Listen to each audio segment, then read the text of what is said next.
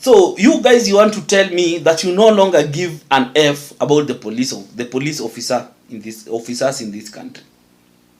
Is it because after watching that documentary, Your Blood Parliament? Because there's a certain feeling that Kenyans no longer care about policemen. They don't. And if you think I'm doubting, I just want you to watch this video. Watch these 2 videos and then I'll come back. Naomba unisikilize, kama utaenda kunifunga au usinifunge ni sawa. Mimi nimejitolea. Jambo la kwanza, sisi ni kabila ya Ruto. Na risasi inapikwa na kabila ya Ruto na unakula mshahara ya Ruto. Itakuwa maneno mbili. Uende au tuanze kuua polisi. Kwa taarifa kwangu, usichukue ya mtu mwingine. Naomba unisikilize kwa makini. Nimeelewa kwa makini. Wewe unasimamia polisi Kenya mzima. Alafu polisi ameua watu. Nimekuhesabia ya kwanza huko nani ya pili. Alafu tena 6 imekuwa. Ni polisi ina uniform kama ya kwako. Ana chikiri, ana AK, anapiga mtu risasi, ameungana na TC. Sasa hii kabila, kwa sababu Ruto ni kabila ndio umetoa askari akuja tuue. Chukua hiyo ubaki polisi, fika hiyo ambaye ameua watu. Ukitaka kuishi amani, chukua hii watu, uchukue. Alafu la pili, narudi sikia mnakuja hapa mnasema nyinyi ni serikali. Kama sio sisi, nyinyi mnakuwa serikali ya nani? Ujiulize kwa hapo, kwa hiyo kiti yako. Kama sio sisi, utakuwa serikali ya nani? Ambia mlikuwa ndio maneno alitamka jana, ambia mimi nimesema arekebisha alafu akanyaka hapa. Tunakuja kusanyana hapa kina suti hapa na nunua kina huru hapa. Hawa ndio wako na maneno. Wanapitia wapi mpaka afika hapa? Na hapo linatengenezwaje kama nyinyi ni serikali mara mbili? Inatengenezwa ya kwanza alafu unaangalia ingine ya pili. Sasa ni sisi au ni nyinyi? Hawa tusisi watu wamepona. Jana kule mtu amepona. Hawa tusisi watu wajifunze leo. Kwanza utibu mtu sana. Wacha kufe tu. Usiku kwanza watu usiku kweli watu. Unalia nini? You've watched those videos. You can hear those Kenyans, that Kenyan telling the Inspector General of Police kauso yake boldly that hey, you guys are killing us and we are going to deal with your people. We're going to kill your people. Our policeman mnashinda mwiru threaten, now we are going to deal with them. And today in this video, I want to speak about something known as what Kenyans have never realized. It is the people's power. I want to remind you Kenyans, I just want to give you something that most Kenyans never realize, especially Kenyans that are somehow are not that exposed in terms of education. They are not, I don't want to call them illiterate, but they are not so much exposed. Because this video will help you. So if you have any Kenyan outside there that you feel like this video will be of any help to them, you'll share with them. But before I do that, if you are new to this platform and you're coming here for the first time, kindly take a second to subscribe and to hit the notification bell so that anytime I post a video, you will always be the first to watch. So kindly do so. Na kama kawaida, I'll be back.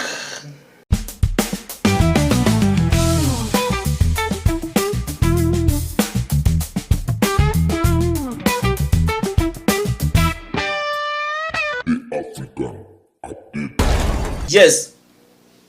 Thank you for everyone who has subscribed, and for the return subscribers, I really appreciate you guys. I'm just remaining with a few subscribers nifike 3,000. This journey has been incredible. We started with 0 subscribers, and look at us now within a very short time, in less than 6 months actually. So I really appreciate you guys. The journey has not been easy, but you've been working with me throughout. And those people who have been sending something to my till, 10 shillings, 5 shillings, 4 shillings, thank you so much. I really appreciate. Any amount is appreciated. It goes into making sure that this platform grows. So thank you guys. So back to my video. There's something that Kenyans have never realized, and not even Kenyans in general, but the world. The reason why government flourish is because government thrive on what is known as monopoly of fear. For any government to run, it must hold the monopoly of fear. What do I mean by the monopoly of fear? That government must operate in the sense that it is only the government that has the monopoly of violence. Like it is the only government that it is the only institution that is allowed to exert pressure and to punish and to yani hiyo tu ndio kuna power subject some level of pain or to inflict pain in people, so that people can fear it and people can submit to a certain set of rules and whatever it is. So government, it is not that the government understands that people who don't submit to the authority, to the government, if there are people who don't submit to that authority or that government, then that government ceases to exist. And that's why you see the reason why government always has that monopoly, and that's why you see it is only government that is allowed to own weapons. And it's only government that is supposed to license you to hold a weapon, like a gun or something. That's why if you have a gun in your house and you are not authorized to have it, they will come for you. They will even nini for you. That's why you see thieves who have guns, the police are always on their neck, because you are not supposed to hold a weapon, especially as powerful as a gun, because so far the most powerful weapon we have around are guns and maybe nuclear. So if there was a time, maybe in a while back in the days, where maybe pangas were the most powerful weapon, then no one would be allowed to have a panga or something like that. So whenever governments feel that people are against the authority, that's why they always try to suppress things like oppression, things like protest and everything. That's why they always fight hard to suppress those things, because they know if those things are left to operate freely, then people will realize their power, and once they realize their power, they might overturn the government, and then the society ceases to exist. So in some aspect it's good, because we need to have some order in the country. We need to live in a society whereby things are working. But Pia, it shouldn't be at the expense of oppressing the people. That is the difference. That people should be allowed to operate, actually to a certain limit, yes, but they shouldn't be treated like they should not be allowed to express themselves entirely. And that is the difference whereby you see with dictatorship country and countries that, for example, countries like us, because in dictatorship country like Uganda, you are not allowed even to mock the president. Like, they treat it like something so bad. But in Kenya it's different. So whatever those people are saying there, whatever that man was saying there, that man was just saying directly, he was just reminding these people that the power belongs to the people. And this is something that even the police officer and everything should understand. That there's for reasons for government to stand, for government to flourish, for government to exist. It is the people who have allowed them to exist. If people decide they don't want something, they will not, they are attacking. And that's why you see Kenyans have lost trust in the police forces. In the police force and everything. They have lost trust. You see that cars overturned, people wanaumia. And no one cares. People are just looking. People are just saying, wacheni watu wakufe. So the question is, how did the police find themselves here? That you've become an enemy of the same people you are supposed to watch over. That the same people you are supposed to watch over no longer cares whether you people die or anything. It's because you have been treating them the same. You have been treating them like dogs. You've been treating them like they are not human beings.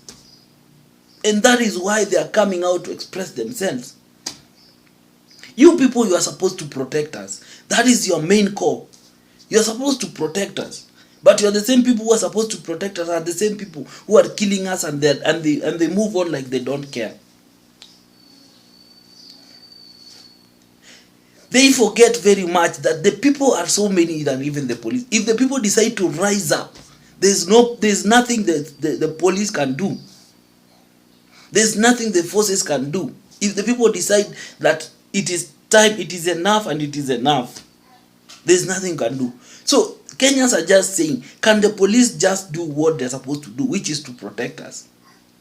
Like what happened in Ongata. Why would something like that happen? Surely you go around shooting people, and also you see that man alishutiwa na mshale, alipigwa na mshale kwa macho. He's a police officer. He was crying for help, but no one was bothering to even care to help him out. That shows you malipenye hasira wa Kenya imefika. That Kenyans they have reached a level whereby they don't care. They don't care about the police officers kabisa. They don't care. So it is either the police officer makarao warudi nyuma wafanya another training, or they ask themselves where did they go wrong. Because people should not lose respect for these institutions, because the moment people lose respect for the police and the police forces, then we don't have a country. That is the reality.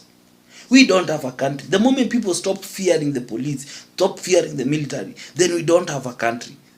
And it's a very wrong direction that we should go as a country.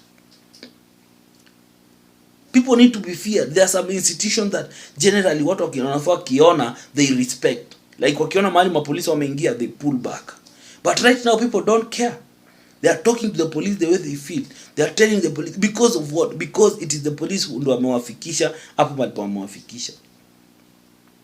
You go to people's property to protect shamba ya watu. People are agitating that in shamba yao, and then you shoot them. Na wewe mwenye unafanya hivyo, you don't even have a piece of land anywhere. Why would you be allowed to be used that? So these are some of the things that the police need to look at. As in, where do they go? Where are they going wrong? And how can they fix it? Because it is very important. Anyway, guys, what do you think about those videos? What do you have to say in the comment section? Tell us. Engage with us. Tell us what you feel. Tell us what you feel.